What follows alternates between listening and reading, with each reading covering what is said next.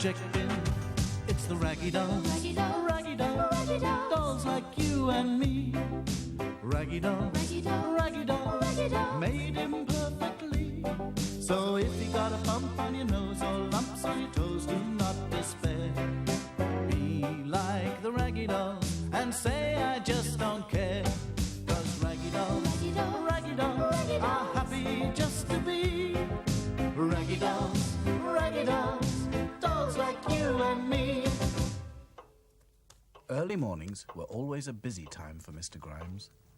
He'd already unlocked the doors, turned off the burglar alarm, switched on the machinery, checked the boiler, inspected the stores, and now he was opening the post.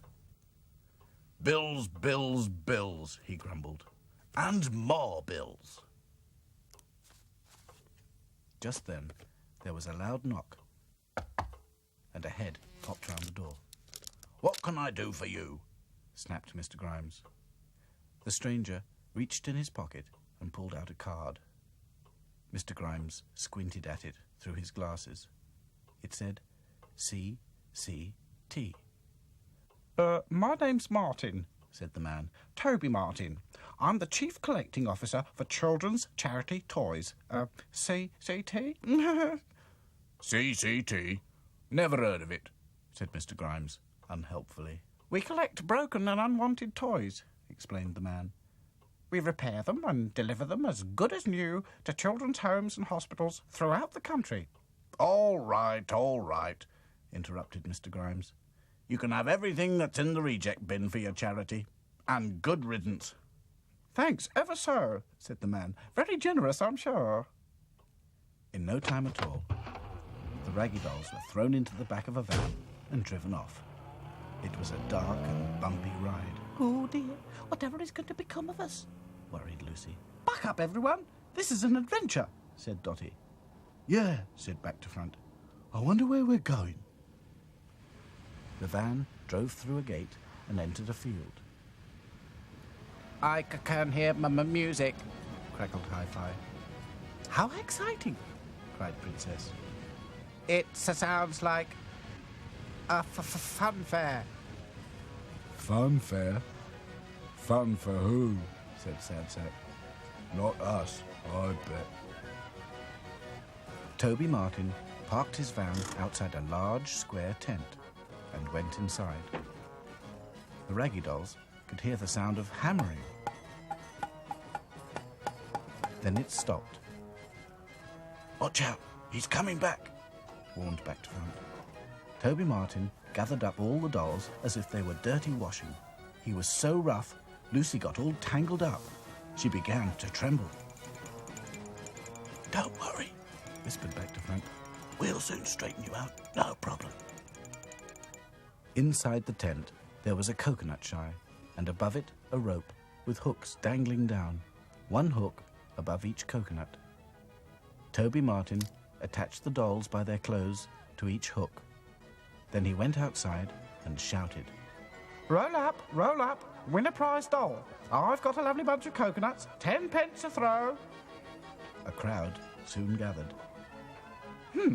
Some charity, Sniffed Dotty. All morning, people paid to have a throw at the coconuts, and soon Toby Martin had collected a pile of money. Hour after hour, balls whizzed through the air. Sometimes they hit the coconuts, and sometimes they hit the Raggy Dolls. Ooh, I knew it. Funfairs.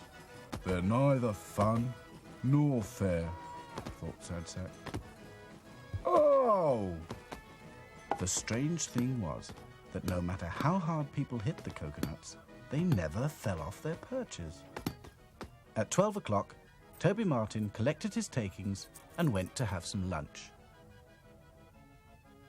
Quick, now's our chance, cried Dotty. We must try and escape. Oh, yes, agreed Princess. But how? First, we must free ourselves from these hooks, said Hi-Fi. But it was easier said than done. I can't even see my hook, said Sad Sack. I suppose it's to do with not having much of a neck. But at that moment, Back to Front who could see his hook easily, managed to free himself. "No problem," he cried as he landed on the coconut below. But then he became suspicious. "Hello?" he thought. "Why doesn't this coconut wobble?" Back to Front took a closer look. "Aha! I get the picture," he said at last. "So that's what all the hammering was about." "What do you mean?" demanded Claude, impatient to get down. Back to Front explained. "He's knocked nails into all the coconuts to stop them falling off." I knew it, said Dotty. We are in the hands of a swindler. Mr. Toby Martin is nothing but a rotter, and it's our duty to expose his evil ways. Oh, yes, I quite agree, agreed Princess. But how? Meanwhile, Back to Front had been busy. He'd found Toby Martin's box of tools, and now he was pulling out the nail in the coconut under Lucy. Well done, Back to Front, said Dotty. Now do all the others. But it was too late. Toby Martin was outside the tent again. Roll up, win a prize doll. I've got a lovely bunch of coconuts, 10 pence a throw. Just in time, as Toby Martin let the new crowd in, Back to Front hid himself. Fortunately, Toby Martin was so busy looking after his customers that he never noticed one of the Raggy Dolls was missing. Once again, balls whizzed through the air. But this time, one of them hit Lucy's coconut and knocked it clean off its perch. Hooray! I've won a prize! Cried the man who had thrown the ball. Toby Martin was amazed. The last thing he expected to see was one of the coconuts on the ground. He thought quickly. No, you haven't won. You've got to knock it off 3 times. The man was in no mood to be trifled with. Give me my prize! He demanded. Someone in the crowd shouted, Look, there's a nail! The people soon put 2 and 2 together and realized that all the coconuts were nailed to their shies. Give us our money back! They cried. Thief! Swindler! They were absolutely furious. They shouted so loudly that the boss of the Funfair heard them from the other end of the field and came to see what was happening. When he saw the nail and the coconut on the ground, the pile of money and the angry crowd, he soon kicked Toby Martin out. Don't you ever come back, he called after him. This is a respectable place, not for the likes of you. Toby Martin hid behind his van as all the coconuts came flying out of the tent, closely followed by the Raggy Dolls. Now move, skedaddle, beat it, shouted the boss. Or else. And while the crowd jeered and booed, the Raggy Dolls made good their escape. At last, when they thought they were quite safe, the Raggy Dolls stopped to catch their breath. What a frightful man. There are some adventures not worth having, agreed Dotty.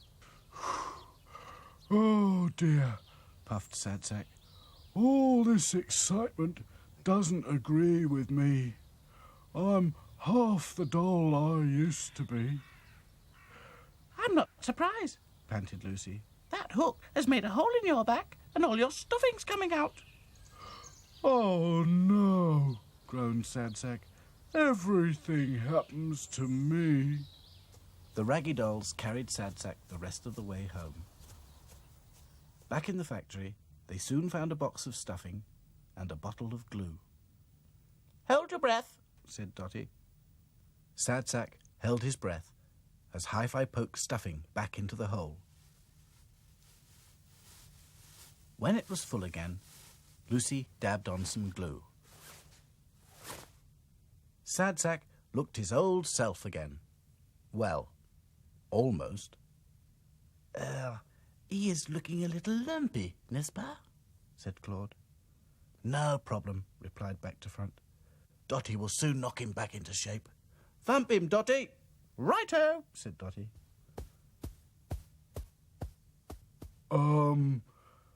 Thanks, Dotty, said Sadsack. But that's enough for now. If you don't mind, I think I'll have a lie down.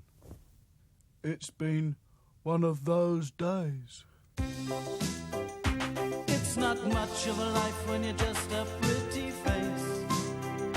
Just to be whoever you are is no disgrace. Look around and you will find people of every kind, like the Raggy Dolls, Raggy Dolls, Raggy Dolls, Raggy Dolls, dolls like you and me. Raggy Dolls, Raggy Dolls, Raggy Dolls, Raggy Dolls, made imperfectly. So if you're not at ease with your knobbly knees and your fingers are all fuzz, stand on your two left feet and join our Raggy Doll chums. 'Cause Raggy Dolls,